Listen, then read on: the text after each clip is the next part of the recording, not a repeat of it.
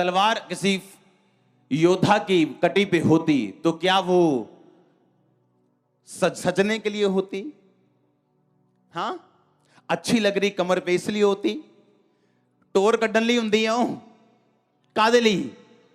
चलाने के लिए। और जब तलवार चलती है तो युद्ध होता है, लड़ाई होती। आप बोलते शैतान उसके कोड़े खाने से मैं चंगी हो चुकी हूं। शैतान बोलता चिंता मत कर, ले ले और सिर दर्द।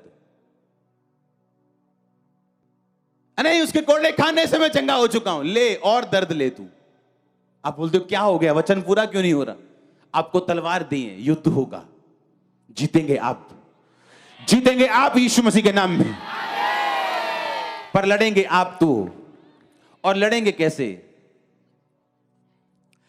वचन से तो लड़ेंगे, तलवार वचन ही है, लेकिन कहता तुम लड़ोगे तो सत्यता से लड़ोगे, तुम नम्रता से लड़ोगे और धर्म के निमित्त लड़ोगे, सत्यता से लड़ोगे, तुम माफ करके लोगों को लड़ोगे। इधर दुश्मनी, दुश्मन से दुश्मनी, और इधर शैतान से तलवार से लड़ाई, दोनों साथ नहीं चल सकते। इधर व्यभिचार और सामने तलवार से लड़ाई, ये साथ नहीं चल सकते। इधर परमेश्वर की बात ना मानना और सामने तलवार से लड़ाई, ये साथ नहीं चल सकते। सत्यता और नम्रता, हम्बल, मीक, नम्र रहना, इस वजह से बहुत से लोग लड़ाई में पूरी तरह से जीते नहीं हैं, क्योंकि सत्यता किसी के पास है तो नम्रता नहीं। हालेलुया। बॉस के सामने ऐसे झुक के खड़े होने वाला नम्र नहीं है, बॉस की बात को मानने वाला नम्र है, चाहे वो खड़ा जैसी मर्जी हो।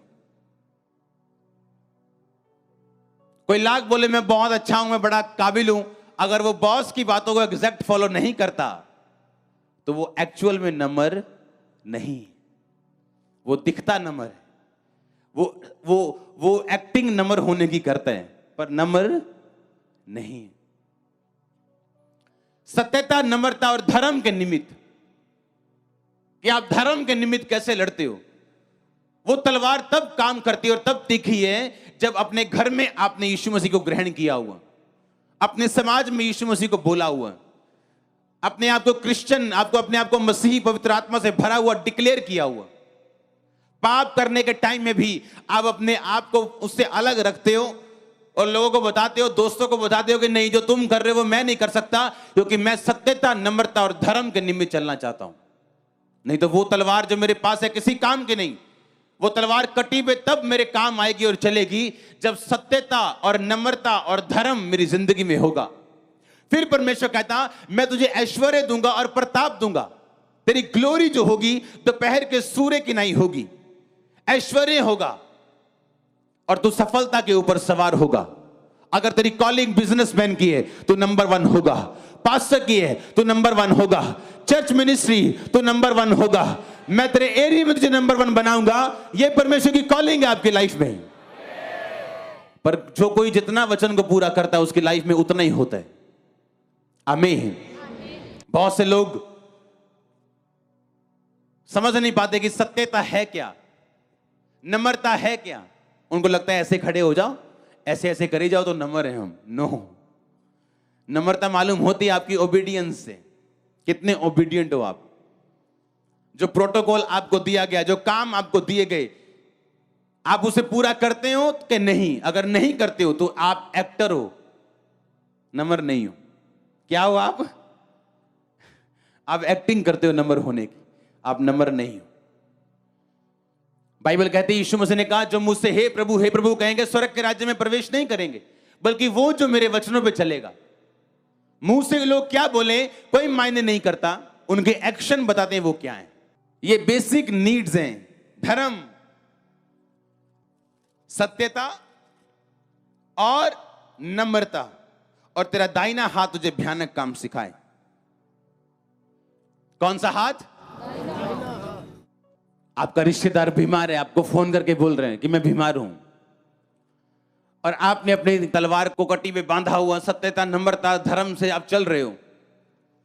आप बैठ जाओगे प्रेयर में और उसे सिखा दोगे आप कौन हो।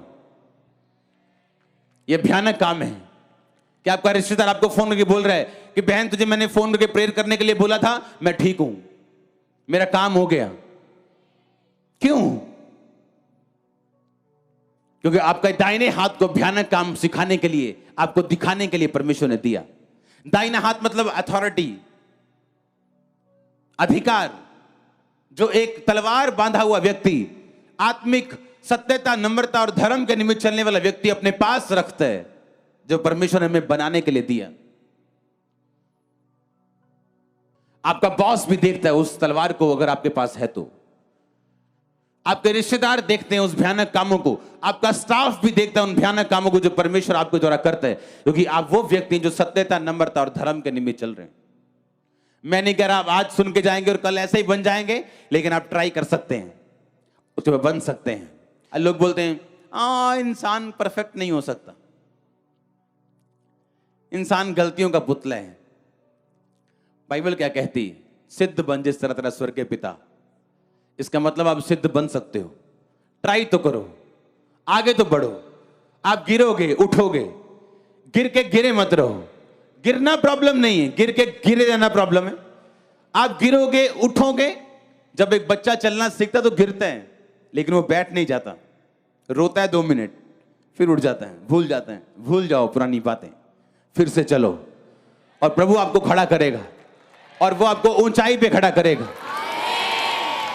उसने पतरस को किया, वो आपको करेगा। वो बदलने वाला परमेश्वर नहीं है।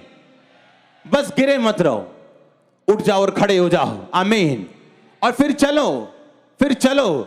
आप थकेंगे, बैठ जाएंगे 2 मिनट, कभी टांग पे चोट लगेगी, कभी बाजू पे लगेगी, आप बैठ जाएंगे, फिर से खड़े होंगे। एक दिन आप भागना सीख जाएंगे और अपने परिवार को साथ भगाना भी सीख जाएंगे। उसने कहा तेरा दाहिना हाथ तुझे भयानक काम सिखाए। आप भयानक काम करने के लिए बुलाए गए हो। क्या ये भयानक काम नहीं? जो जो जो 80,000 यूरो नहीं कर सके, वो एक प्रेयर ने कर दिया। जो आईवीएफ नहीं कर सका, जो डॉक्टर नहीं कर सके, वो प्रेयर ने कर दिया। जिसका इलाज नहीं है मेडिकल साइंस में, वो प्रेयर ने कर दिया। तो परमेश्वर ने कहा मैंने तुम्हें भयानक काम करने के लिए बुलाया। उसने कहा लोग तेरे साथ होंगे, डिवाइन हेल्पर्स तेरे साथ होंगे। अगर तू सत्यता, नम्रता में चलेगा, तेरे होठों पे अनुग्रह होगा। अगर तू सुंदर होगा, परम सुंदर होगा, धर्म से प्रीति रखेगा, दुष्टता से बैर रखेगा, अगर तेरे सिर पे तेल होगा, अनॉइंटिंग होगी, अभिषेक होगा, तू सफलता पे सवार होगा, तेरी कटी पे तलवार होगी, तो भयानक काम सीखेगा। तेरा दाहिना हाथ तुझे भयानक काम करना सिखाएगा। तेरा दाहिना हाथ तुझे भयानक काम सिखाए। तलवार कहां बांधनी है?